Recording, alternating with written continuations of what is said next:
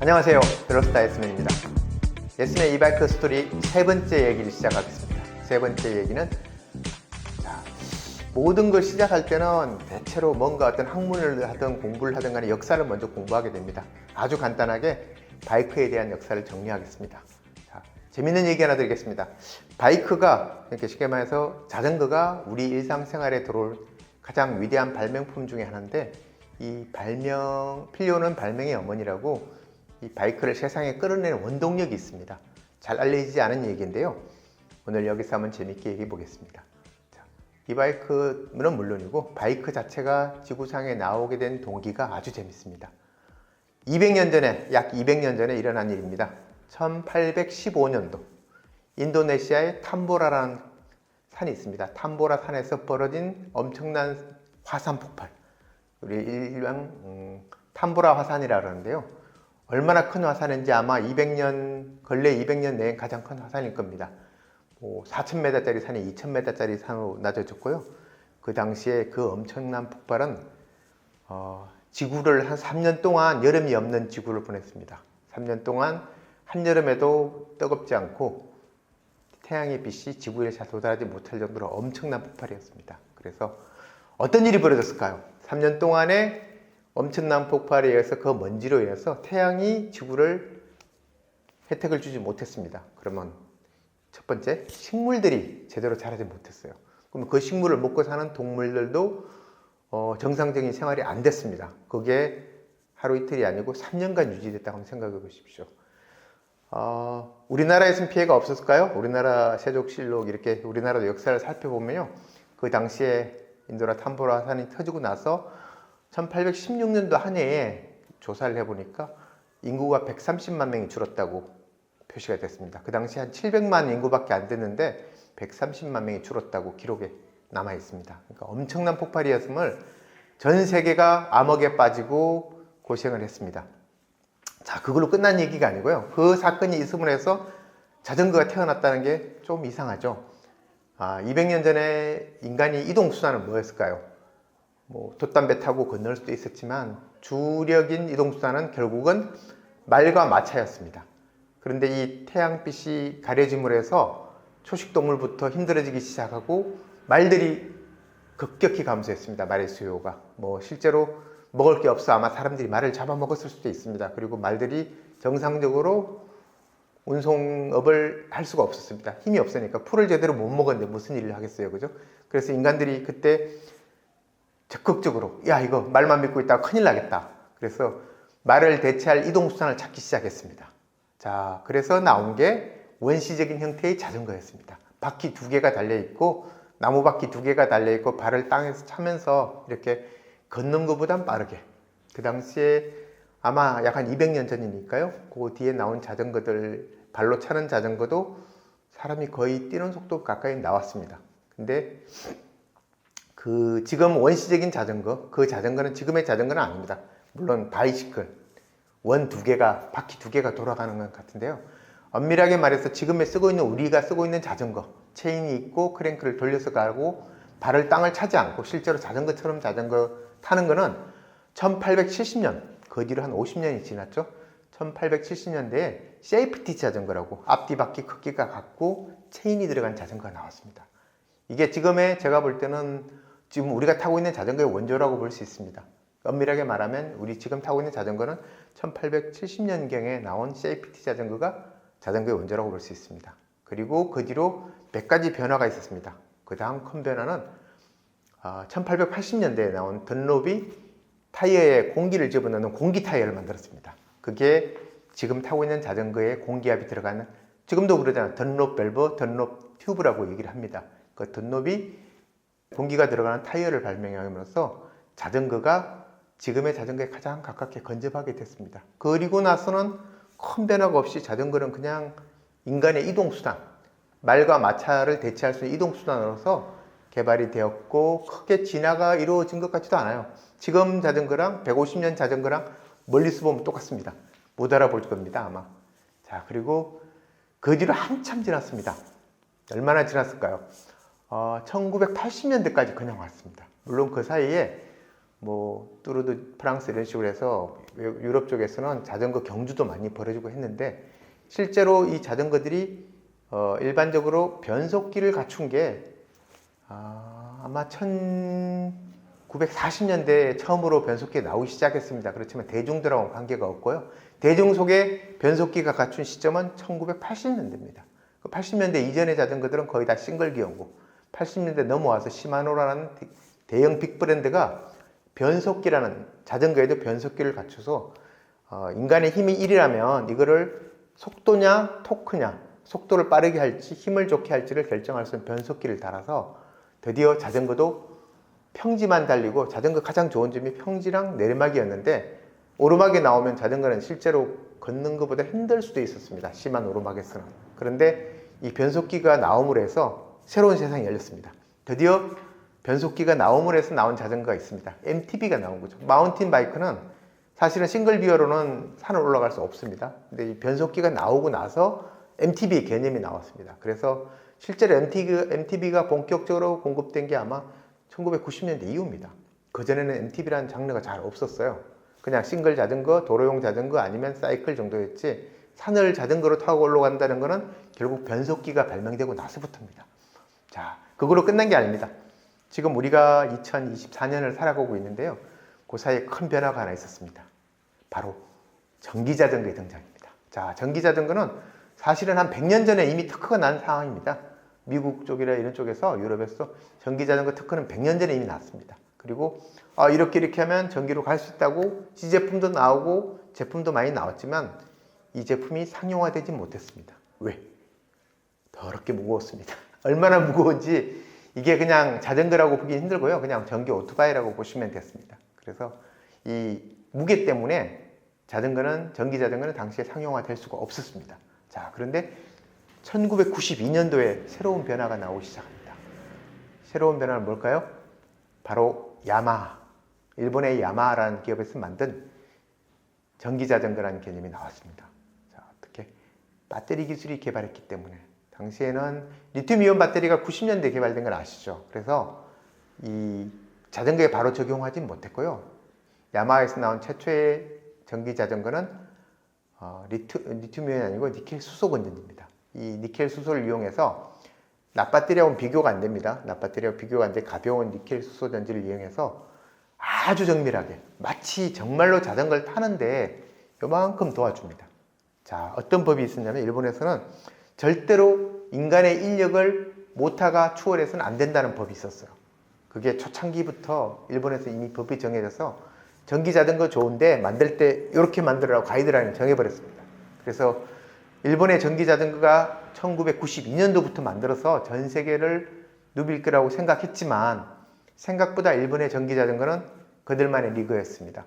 전 세계에서 일본 전기자전거가 생각했던 것보다는 훨씬 점유율이 낮습니다. 사람들이 시마노가 전 세계 1위 브랜드인데 실제로 전기자전거 쪽에 일본의 비율은 크지 않습니다. 자, 그 이유가 아까 첫 번째 얘기했듯이 지나치게 까다로운 법률. 자전거는 얼마의 힘만 보태라 이렇게 딱 법으로 정해버리니까 이게 전기자전거를 타면 첫 번째 전기자전거 타는 목적이 어떤 겁니까? 편하자고 타는 경우가 많습니다. 근데 편하기는 편한데 요만큼밖에 안 편하니까 이게 나와도 크게 호응을 얻지 못했습니다. 자, 그러면 자전거가 두 가지 분류가 있더랬죠. 레저용이냐 운송용이냐 이렇게 나눠지기도 하는데 이게 운송용으로 사용하기는 좋은데 놀이용으로 사기는 조금 부족하고 하여튼 그 선이 너무 정확하게 지켜지는 바람에 힘들었습니다. 그런데 새로운 이 물결을 보고 먼저 접목한 데가 따로 있습니다. 생각보다 중국이란 나라는 실용적입니다. 저거 보니까 쓸만해. 대체교통수단으로 쓰기 정말 좋을 것. 아주 정확하게 봤습니다. 이 전기자전거는 자동차나 오토바이 이런 거를 대체할 수 있는 인력을 이용하고 걷는 것보단 빠르고 오토바이보다 느리지만 딱 중간 정도 그리고 힘을 적게 쓰고 이동할 수 있다는 그리고 특히 그 당시에 중국은 사실 좀 못 살았지 않습니까? 차들이 그렇게 많지 않았어요. 일반인들이 차를 가지는 것도 거의 불가능했고요. 그런데 이동은 해야 되고 그래서 가장 많이 사용하게 된 게 가장 많이 필요로 한 게 중국이었습니다. 그래서 90년대 이후에 오히려 전기자전거는 중국에서 엄청난 변화를 가져왔습니다. 허브 모터를 이용한 저가 전기 자전거. 우리 지금 가치로 따지면 뭐 30만 원 정도의 비용으로도 전기 자전거를 탈 수 있었습니다. 납배터리를 이용하고 허브 모터를 이용해서 이런 자전거가 중국에 엄청나게 많이 개발되었습니다. 그래서 실제로 허브 모터 방식의 모터는 바퀴에 허브 모터라는 거 바퀴 축에 허브에 모터가 장착된 건데요. 이 방식은 중국이 원조라고 봐도 됩니다. 그리고 실제 기술력도 엄청나고요. 많이 만들었으니까요. 그래서 저가형 전기 자전거로 실제로 교통수단으로 사용한 나라는 최초의 나라는 어떻게 보면 중국이 활성화시킨 나라라고 볼 수 있습니다. 개발은 일본에서 했어요. 야마하에서 1등으로 만들었지만 실제로 교통수단으로 사용한 나라는 중국이라고 보시면 되고요. 유럽이 오히려 전기 자전거 시장은 조금 늦게 열렸습니다. 보쉬, 브로체 많이 있지만 실제로 그 자전거들이 전기 자전거가 생활 속에 들어와서 사람들이 사용하기 전까지는 중국이 훨씬 빨랐습니다. 전 세계 전기 자전거 시장은 중국이 지금 수량으로서는 언제든지 1등입니다. 엄청난 내수 시장에서 1등을 했고요. 그래서 원조국인 야마하를 제치고 유럽 시장도 제치고 1등으로 가장 많은 규모의 경제를 실현했습니다. 그래서 전 세계가 전기 자전거를 타게끔 하는데 어떻게 보면 가장 큰 일조를 한 건 중국이라고 봐야 됩니다. 자, 그래서 중국이라는 나라에서 만들어낸 이 자전거들이 전 세계에서 거의 퍼센테이지로 따지면 얼마나 절반을 훨씬 넘습니다. 그리고 우리도 물론 중국에서 가장 많은 부자재를 확보하고 가져오고 있고요. 전기나 모터 그리고 나머지 부속들은 자전거에 들어가는 부속들이 거의 중국산이 가장 많을 겁니다. 아주 고급 기종 빼고는 거의 중국산이 가장 많고요. 그래서 제가 처음 전기 자전거를 접했던 게 2007년도, 6년도에 처음으로 저희가 납배터리 전기 자전거를 탔었는데요. 그 당시에 벌써 중국은 상당한 기술력으로 허브 모터 기술력이 전 세계 최고였습니다. 그리고 그 당시만 해도 유럽이나 일본 이런 데서는 허브 모터를 만들지 않았어요. 그래서 전기 자전거를 저희도 그때 시작을 했고 교통수단으로서 전기 자전거를 저도 이제 접목을 해서 공부를 했는데 결국은 그 시장이 유로바이크에서 이제 보여지는 시장이 있었습니다. 제가 2014년도부터 유로바이크 쇼를 거의 빠지지 않고 계속 참관을 하고 실제 부스도 내고 했었는데요. 가서 보니까 2014년도만 해도 제가 처음 유로바이크 가고 직접 했을 때만 해도 전기 자전거는 그들만의 리그였습니다. 자, 1관부터 10관까지 다 일반 자전거 채우고 나머지 활주로 건너편에 건너가면 이 채플린관이라고 따로 있었어요. 좀 큰 관이긴 한데 이 비행선을 보관하는 채플린관이 따로 있었는데 그때 행사 기간에 비행선을 빼내고 그 큰 관에 전기 자전거만 모아서 여기서만 니네 놀아라 이렇게 주행 시험장도 만들어 놓고 이렇게 넓게 했었는데 실제 그들만 리그였어요. 10개 관이 메인 관이 따로 있고 여기 하나 건너서 별관 하나 만들어서 전기 자전거만 모았습니다. 그게 14년, 15년, 16년도까지 거의 같이 갔어요. 그랬더니 16년도에 뭔가 변화가 생기기 시작했습니다. 전기 자전거 너무 많이 넣은 거예요. 그래서 제플린관 하나로 모으기엔 조금 애매하다. 그래서 이제 제플린관은 두고 전체적으로 다 이제 따로 정관에 전기 자전거 쓰기 시작한 게 2016년도부터입니다. 그리고 본격적으로 2017년도에 제가 가장 큰 변화를 봤다고 봅니다. 딱 하니까 전 브랜드, 쉽게 말해서 말하는 우리가 알고 있는 메이저급 브랜드에서 전부 전기 자전거 사업에, 이바이크 사업에 뛰어들었습니다. 그때 보시보타가 가장 많이 유럽은 많이 사용하게 됐고요. 그리고 이제 바팡도 있었고 브로제도 나오기 시작하고 전기 자전거 모터들이 막 나오고 전 브랜드에서 전기 자전거를 만들기 시작한 시점은 제가 본 바로는 2017년도였습니다. 그때 유럽에서 엄청나게 활성화되기 시작했고요. 그 전에까지만 해도 사실은 제가 전기 자전거 했으니까 유심히 봐도 유럽에도 전기 자전거 그렇게 많지 않았습니다. 14년, 15년도까지만 해도 16년도를 변곡점을 해서 17년도부터 급속도로 늘어났습니다. 전기 자전거 원조가 어디라고 얘기했죠? 원조는 야마하입니다. 거의 모든 기술력을 야마하에서부터 출발을 시작했는데요. 이 야마하가 잘 만들었지만 대중성을 확보하지 못했습니다. 그래서 정말 제가 처음 유로바이크 쇼를 간 게 2014년도였는데 야마하 부스를 못 찾았어요. 야마하가 원조인데 아무리 찾아도 야마하 부스가 없어서 제가 일부러 찾아서 가봤습니다. 갔더니 부스가 있긴 있는데 이 자전거 부스가 아니고 그냥 사무실로만 연락할 수 있게 조그만 이렇게 로고에서 야마하라는 그 상담소만 차려놓고 따로 물건을 전시하는 자체가 없었습니다. 그런데 2017년도에 제가 야마하 붓을 보고 깜짝 놀라긴 했습니다. 그 야마하 붓 사진 제가 2017년도의 사진을 올려드릴 텐데요. 여기 보면 좀 이제 붓을 갖추고 나왔는데 원래 원조였는데 그 보시나 브로체 이 큰 시마노 같은 붓에 비하면 정말 너무 초라하게 조그만 붓을 만들었는데 재밌는 거 1992년도 우리가 원조였다. 카탈로그에 1995년도에 92년도에 우리가 전기자전거를 가장 먼저 만들었고 우리가 원조였다는 내용을 담은 카탈로그를 가지고 이렇게 부스를 만들어서 나왔습니다. 근데 참 그렇게 해도 지금 이제 야마하 모터가 새로 나오기 시작하고 몇몇 브랜드에서 설치를 하기 빌트인을 하기 시작했는데요. 그래도 야마하의 그 명성에 비해서 너무나 캐파는 작고 보잘것없게 되었습니다. 지금 현재 전 세계에서 보시가 전기자전거의 모터 부분은 1위로 보셔야 되고요. 그리고 캐파로 보면 뭐 시마노가 더 많을 수도 있습니다. 시마노는 워낙 그 자기네 브랜드를 갖고 미니까 시마노 모터가 있고요. 그리고 브로제 모터, 산악용으로 많이 쓰는 브로제 모터, 그리고 가장 많은 대중성을 가진 모터는 바팡, 중국의 바팡이 모터 가지수는 제일 많습니다. 그리고 가장 다양한 전기자전거에 접목하기 좋게 아주 다양한 모터를 꾸준히 만들어내고 있고요. 이런 모터 회사들이 전문 팩토리로 모터만 만들어내고 실제로 보시가 전기자전거를 만들지 않습니다. 바팡도 그렇고 그 모터 팩토리만 공급할 뿐이지 이 자체를 전기자전거 자체를 만드는 건 아닌데 이 큰 회사들이 많은 자전거 회사에 모터를 공급함으로 해서 전기자전거는 그냥 자연스럽게 우리 쉽게 접근할 수 있고 저렴한 가격에 자전거를 접할 수 있게 되었습니다. 그리고 제가 최근에 마지막 유로바이크 갔을 때는 이제 장르가 없어졌습니다. 자전거, 일반 자전거, 전기 자전거 이 장르가 없어지고 거의 모든 브랜드에서 다 같이 만들기 시작했습니다. 자, 그게 어떤 거냐? 단순합니다.